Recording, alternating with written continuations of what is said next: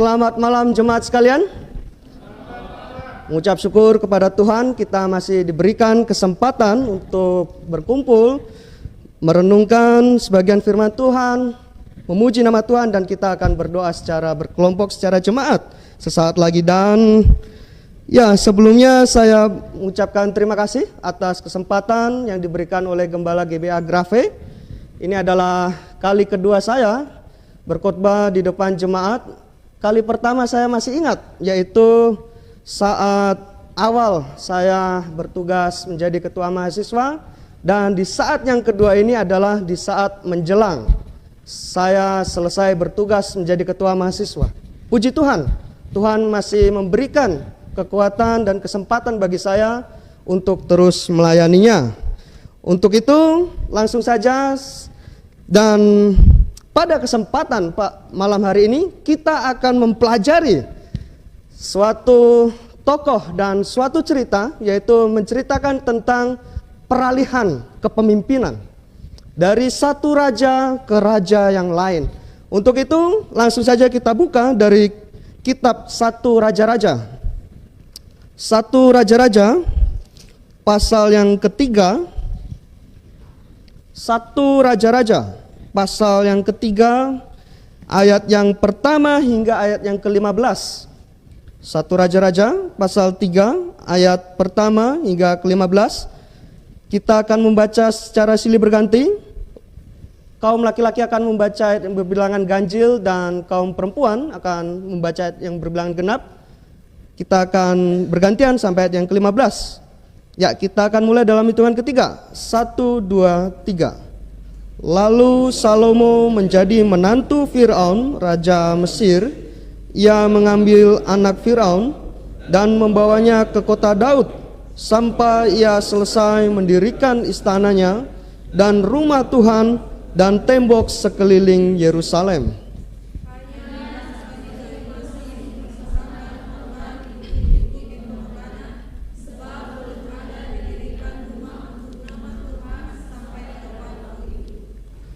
Dan Salomo menunjukkan kasihnya kepada Tuhan dengan hidup menurut ketetapan Daud ayahnya.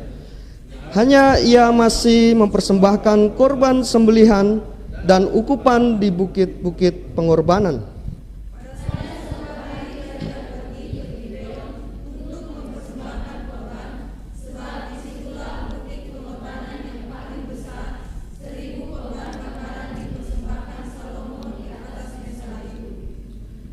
Di Gibeon itu Tuhan menampakkan diri kepada Salomo dalam mimpi pada waktu malam.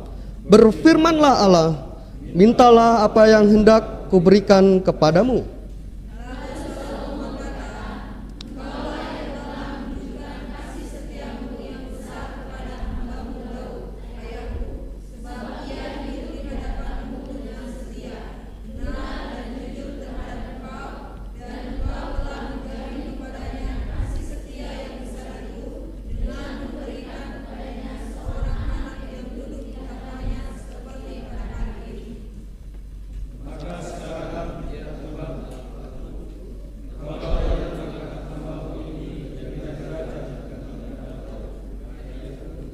Sekalipun aku masih sangat muda dan belum berpengalaman.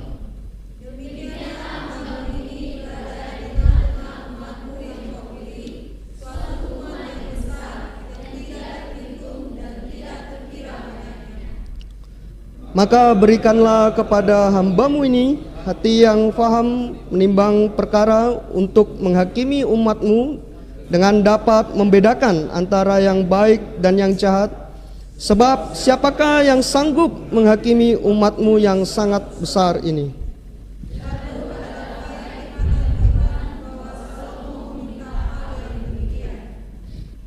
Jadi berfirmanlah Allah kepadanya, oleh karena engkau telah meminta hal yang demikian, dan tidak meminta umur panjang atau kekayaan atau nyawa musuhmu, melainkan pengertian untuk memutuskan hukum.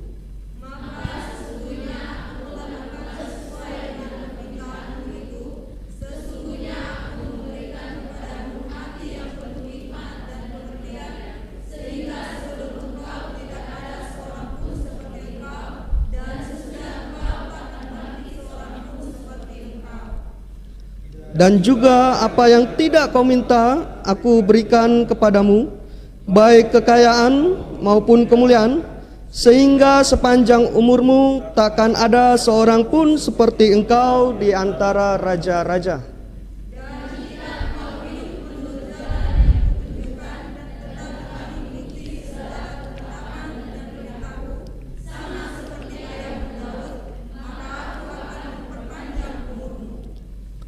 Lalu terjagalah Salomo, ternyata ia bermimpi, sekembalinya ke Yerusalem, berdirilah ia di hadapan tabut perjanjian Tuhan, dipersembahkannya korban-korban bakaran dan korban-korban keselamatan.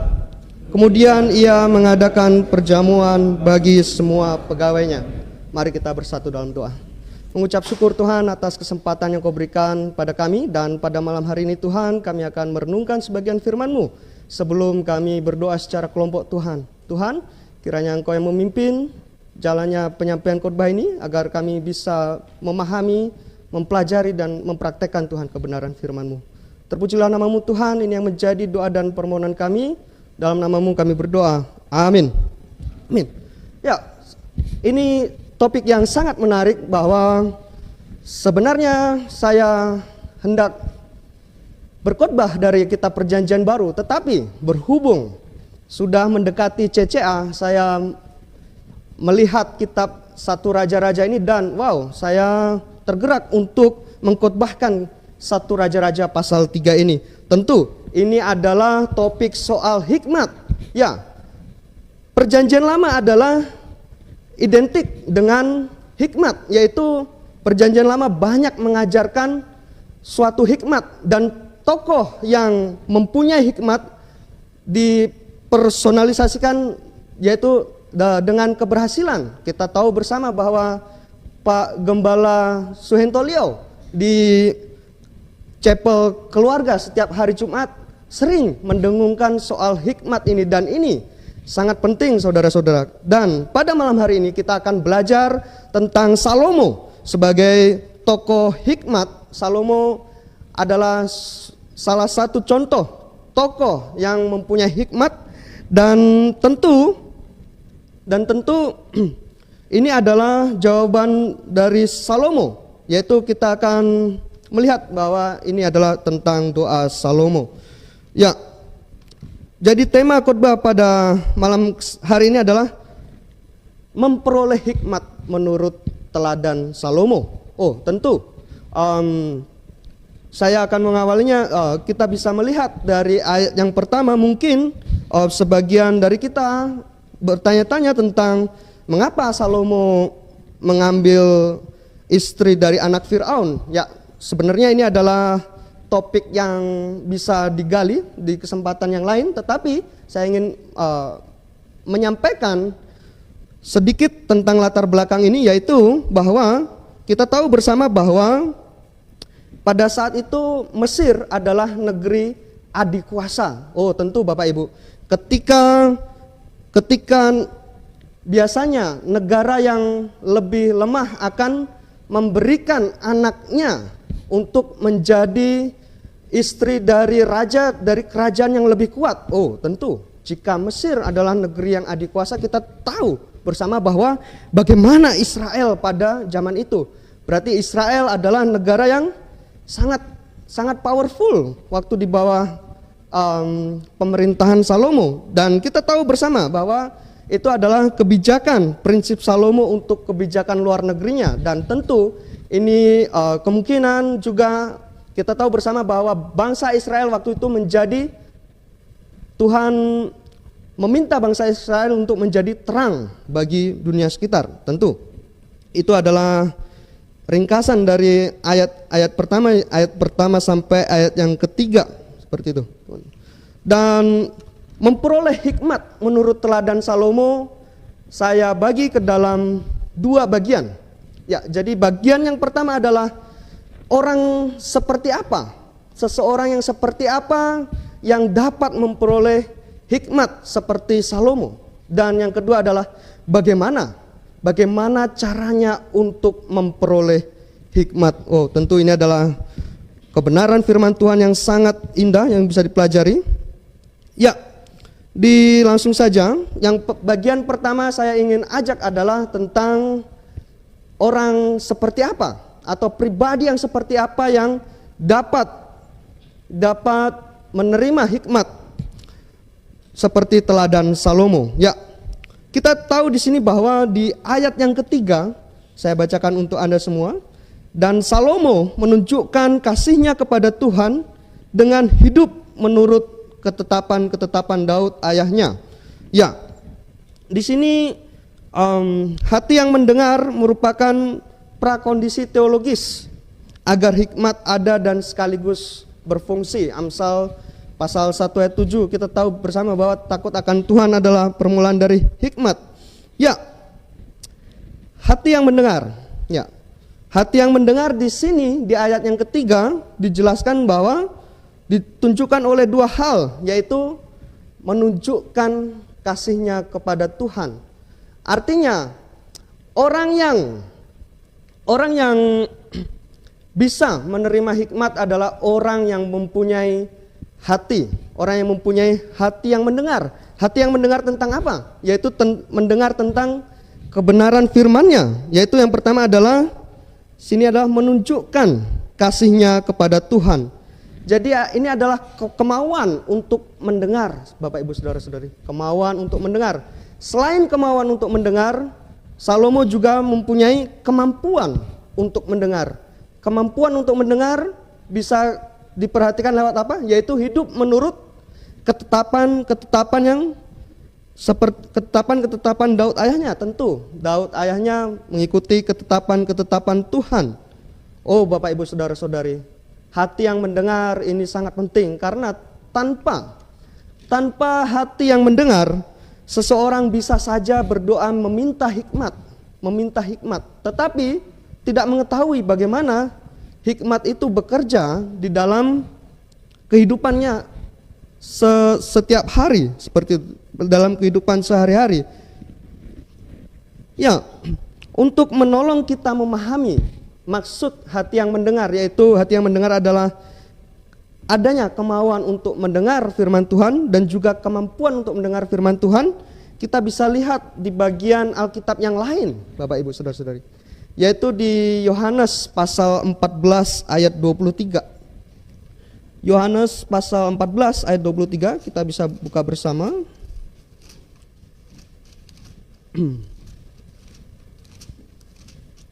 Yohanes 14 ayat 23, jawab Yesus, jika seorang mengasihi aku, ia akan menuruti firman-Ku. Nah, kata menuruti ini, jadi kata menuruti itu memuat artinya adalah memperhatikan. Ya, ini dari bahasa Yunani terese atau dari akar kata tereo, artinya adalah menuruti firman Tuhan. Jadi yang dimaksudkan di 1 Raja-Raja pasal 3 ayat 3 itu adalah yang menuruti firman Tuhan. Ya, yaitu mempunyai sikap yang dengar-dengaran. Jadi bagian pertama dari khotbah ini adalah pribadi seperti apa yang dapat menerima hikmat, yaitu adalah pribadi yang mempunyai hati yang mendengar atau hati yang mau menuruti firman Tuhan. Hati yang mendengar ini adalah mempunyai dua bagian, yaitu yang pertama adalah kemauan kita untuk mendengar atau kerinduan kita untuk mencari kebenaran firman Tuhan. Untuk mencari kebenaran firman Tuhan, kita tahu bersama, kita ingat jika yang di sini mahasiswa-mahasiswi, pada minggu lalu Gembala Andrew telah mengingatkan dan mengkhotbahkan tentang kerinduan untuk mencari kebenaran. Karena kerinduan untuk mencari kebenaran bertolak belakang dengan hal-hal duniawi. Jika kita tidak mempunyai hati yang mendengar, hati yang mencari kebenaran firman Tuhan, maka tentu kita akan diseret ke arah duniawi atau hal-hal yang menarik secara duniawi. Tentu kita tidak mau seperti itu, karena kita orang yang telah diselamatkan. Untuk itu perlu sekali bahwa kita harus mempunyai hati yang mendengar, yaitu kemauan untuk mencari kebenaran firman Tuhan, dan juga adalah kemampuan untuk melakukan firman Tuhan, yaitu artinya adalah adanya kehendak firman Tuhan. Jadi pribadi yang dapat mendapatkan hikmat adalah pribadi yang mempunyai hati yang mendengar, yaitu kemauan untuk mendengar dan kemampuan untuk mendengar. Ya, kemauan untuk mendengar kita bisa lihat, yaitu menunjukkan kasihnya kepada Tuhan, sedangkan kemampuan untuk mendengar yaitu hidup menurut ketetapan Daud. Lalu, Bapak Ibu Saudara-saudari, kita telah mengetahui pribadi yang seperti apa yang dapat menerima hikmat. Lalu yang bagian yang kedua adalah apa teladan Salomo, yang Salomo lakukan untuk memperoleh hikmat. Oh, tentu ini sangat penting untuk setiap orang Kristen untuk belajar memahaminya. Yaitu pada bagian kedua ini saya akan bagi menjadi 2 poin, yaitu bagian kedua, apa yang harus dilakukan, yaitu adalah menyampaikan permintaan yang bersifat menyenangkan Tuhan. Menyampaikan permintaan yang bersifat menyenangkan Tuhan. Kita tahu bersama bahwa kisah ini dimulai dari Allah yang menampakkan diri dalam sebuah penglihatan kepada Salomo, dan Allah menawarkan kepada Salomo di ayat yang kelima kita bisa baca, yaitu mintalah apa yang hendak kuberikan kepadamu. Wow, tentu Bapak Ibu Saudara-saudari, jika Tuhan yang berkata seperti ini kepada kita, wow, tentu mungkin orang dunia akan berkata, oh Tuhan, saya mau kekayaan, saya mau tahta, saya mau rumah yang banyak, dan hal-hal duniawi yang lainnya. Jika ini ditujukan kepada orang-orang yang belum lahir baru, orang-orang duniawi. Tetapi Salomo tidak langsung, ketika yang menarik di sini bahwa ketika Tuhan menyampaikan mintalah apa saja, mintalah apa yang hendak kuberikan kepadamu, Tuhan sudah membuka. Ayo Salomo, mintalah apa yang kamu minta, aku pasti akan memberikan kepadamu. Tetapi Salomo di sini tahu bahwa Tuhan lebih tinggi, jauh lebih tinggi daripada dirinya. Salomo sadar diri, di mana sebelum Salomo menyampaikan permintaannya di ayat yang ke-9, sebelum Salomo menyampaikan permintaannya di ayat 9, ia memaparkan apa yang menjadi kondisinya pada saat itu. Ya, yang kita tahu adalah di ayat yang ke-7a, yaitu dia mengakui bahwa Tuhanlah yang telah mengangkatnya menjadi raja. Ini sangat penting, bahwa Tuhanlah yang mengangkatnya menjadi raja ganti Daud. Lalu yang kedua, Salomo juga tahu bahwa ia menyadari keberadaan dirinya yang masih sangat muda dan belum berpengalaman. Di ayat yang ke-7b, yaitu aku masih sangat muda dan belum berpengalaman. Jadi ketika Tuhan membuka mintalah apa yang hendak kuberikan kepadamu, Salomo menyadari terlebih dahulu keberadaannya, yaitu bahwa dia diangkat sebagai raja oleh Tuhan, dan juga dia menyadari keberadaan dirinya yang masih sangat muda dan belum berpengalaman. Dan yang ketiga, dia juga bergumul karena ia berada di tengah-tengah umat yang besar yang tidak terhitung banyaknya. Oh, ini di ayat yang ke-8. Umat yang besar yang tidak terhitung dan tidak terkira banyaknya. Ya. Akhirnya ketika Salomo sadar diri, Salomo mengetahui apa yang menjadi situasinya, Salomo tidak berfokus pada dirinya sendiri. Ia berfokus kepada rakyatnya, ia berfokus kepada bangsanya. Ya, Kita tahu bersama di ayat yang ke-9, Salomo mengatakan apa? Maka berikanlah kepada hambamu ini hati yang faham, menimbang perkara untuk menghakimi umatmu dengan dapat membedakan antara yang baik dan yang jahat. Oh tentu Bapak Ibu Saudara-saudari, melalui perkataan Salomo ini yang berfokus kepada rakyatnya, ini dia meminta sesuatu yang menjadi suatu kepentingan untuk umatnya.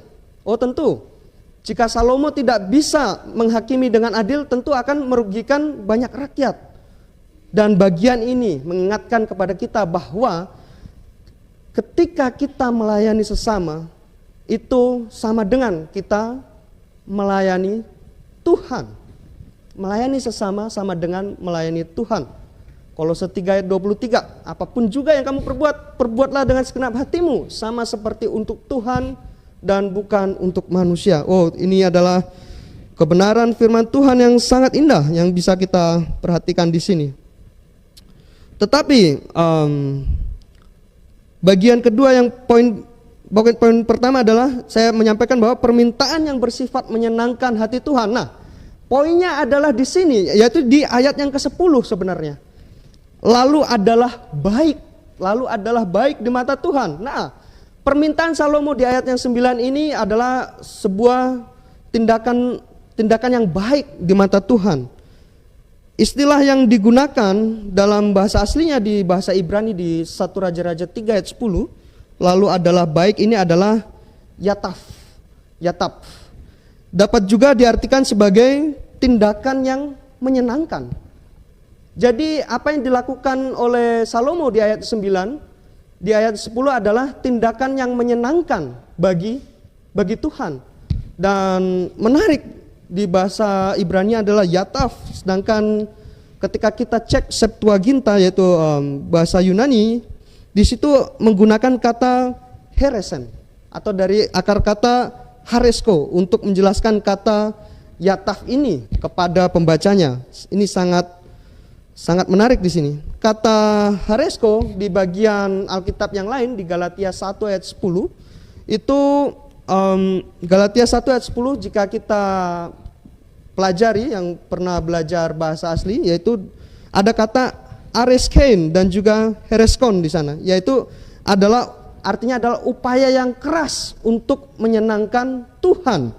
Jadi dan di Galatia 1 ayat 10 jika Bapak Ibu membukanya, di situ LAI menerjemahkannya dengan kata berkenan. Intinya apa yang diminta Salomo adalah sesuatu yang berkenan dan menyenangkan hati Allah. Atau dengan kata lain, Salomo menyenangkan Allah dengan permintaannya itu. Jadi Bapak Ibu Saudara-saudari, bagaimana kita memperoleh hikmat menurut teladan Salomo?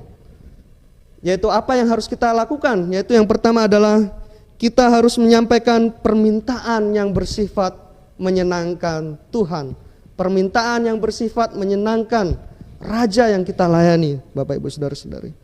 Dan yang kedua di sini adalah apa yang harus kita lakukan agar kita mendapat hikmat seperti teladan Salomo, yaitu adalah kita harus meminta hati yang mendengar atau hati yang mengerti. Ya, poin yang kedua dari bagian kedua ini adalah kita meminta hati yang mengerti.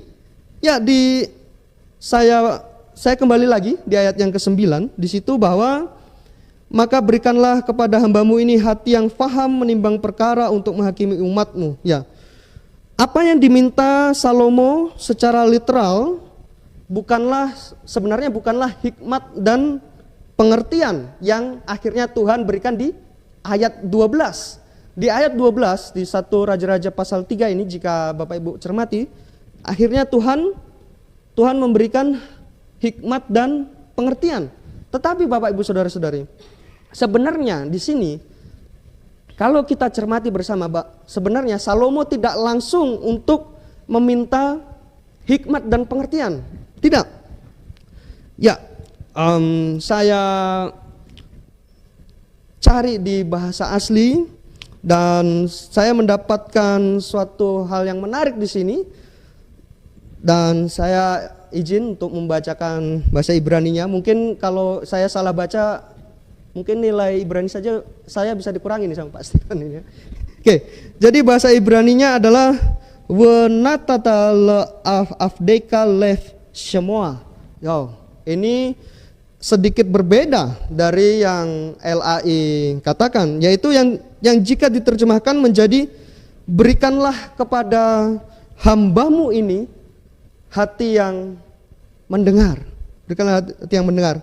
Artinya ketika Salomo diberikan tawaran oleh Allah tentang sebuah permintaan di ayat yang kelima, Salomo menekankan tentang hati, yaitu lev dalam bahasa Ibrani yang mendengar. Ya, Salomo meminta agar dia mempunyai inisiatif atau lebih intensif lagi, yaitu soal dengar-dengaran. Artinya adalah Salomo ingin meminta hati yang paham terkait apa yang menjadi persoalan rakyatnya. Tuhan akhirnya memperhitungkan hal tersebut sebagai bentuk hikmat dan pengertian di ayat yang ke-12 tadi. Akhirnya di ayat ke-12 itu ya. Sesungguhnya aku memberikan kepadamu hati yang penuh hikmat dan pengertian. Ya. Ya, untuk memahami bagian yang kedua ini kita ditolong oleh di ayat yang ke-11. Di ayat yang ke-11 di bagian akhir tertulis bahwa melainkan pengertian untuk memutuskan hukum, melainkan pengertian untuk memutuskan hukum. Artinya hukum itu adalah suatu perkara, artinya adalah seperti itu. Ya, pengertian untuk memutuskan. Ini kalau kita lihat dari bahasa Inggrisnya kita bisa ditolong untuk mengerti ini, yaitu dari dua kata, yaitu to discern dan to understand. To discern artinya adalah melihat dengan tajam, melihat dengan cerdas, melihat dengan cermat untuk memutuskan suatu perkara. Sedangkan to understand artinya adalah paham atau mempunyai suatu pemahaman terkait situasi. Ya, inilah yang diminta oleh Salomo, yaitu hati yang mengerti, hati yang peka, hati yang paham, hati yang mendengar, hati yang bisa menimbang suatu perkara. Tentu Salomo kita tidak tahu bahwa Salomo entah dia sadar atau tidak sadar bahwa sebenarnya dia meminta hikmat, tetapi kita tahu di sini bahwa hikmat adalah milik Tuhan. Hikmat adalah milik Tuhan, dan kemungkinan pada waktu itu Salomo juga tidak sadar bahwa sebenarnya dia sedang meminta hikmat, karena hikmat adalah milik Tuhan. Di Amsal pasal kedua ayat ke-6, saya akan bacakannya untuk saudara. Amsal pasal 2 ayat ke-6, karena Tuhanlah yang memberikan hikmat, dari mulutnya datang pengetahuan dan kepandaian. Jadi jelas bahwa hikmat ini adalah Tuhan yang memberikan. Ya, kita telah mempelajari bahwa bagaimana cara memperoleh hikmat menurut teladan Salomo, yaitu yang bagian pertama tadi, pribadi seperti apa yang dapat memperoleh hikmat seperti Salomo, yaitu adalah pribadi yang mempunyai hati yang mendengar, yaitu kemauan untuk mendengar atau kemauan untuk mencari tahu maksudnya, dan juga kemampuan untuk menerapkan apa yang sudah diketahui, yaitu diwakili oleh ayat yang ketiga tadi kita telah pelajari bersama. Lalu yang bagian dua, apa saja yang harus kita lakukan agar dapat memperoleh hikmat itu, yaitu kita harus menyampaikan permintaan yang bersifat menyenangkan Tuhan. Dan tentu permintaan yang menyenangkan hati Tuhan adalah permintaan yang bertolak belakang dari kesenangan duniawi atau dari kesejahteraan secara jasmani. Tentu berbeda, bertolak belakang. Dan yang kedua yang kita harus lakukan adalah kita meminta hati yang mengerti, meminta hati yang mengerti, hati yang bisa mendengar, hati yang bisa memutuskan suatu perkara dengan jelas dan juga dengan tepat. Tentu hikmat sangat diperlukan bagi setiap kita yang masih hidup. Oleh karena hikmatlah kita menjadi saksi Tuhan. Karena kita adalah orang yang telah diselamatkan. Dan tentu tidak sampai berhenti di sana. Kita tahu bersama bahwa di ayat yang ke-12 dari 1 Raja-Raja pasal 3 yang tadi, yaitu maka sesungguhnya aku melakukan sesuai dengan permintaanmu itu, sesungguhnya aku memberikan kepadamu hati yang penuh hikmat dan pengertian, sehingga sebelum engkau tidak ada seorang pun seperti engkau, dan sesudah engkau tak akan bangkit seorang pun seperti engkau.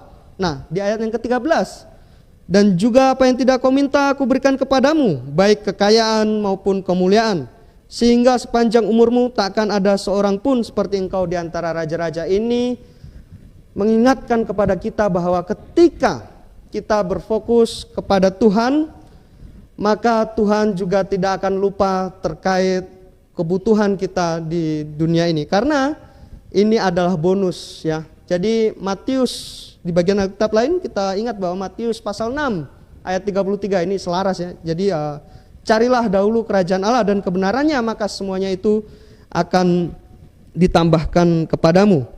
Tetapi ya, bagian akhir dari khotbah saya pada malam ini yang menarik adalah di ayat yang 12b tadi, bahwa sehingga sebelum engkau tidak ada seorang pun seperti engkau, dan sesudah engkau tak akan bangkit seorang pun seperti engkau. Menjadi pertanyaan, apakah orang perjanjian baru, orang pada zaman sekarang tidak bisa berhikmat seperti Salomo? Apakah seperti itu? Mengapa tidak?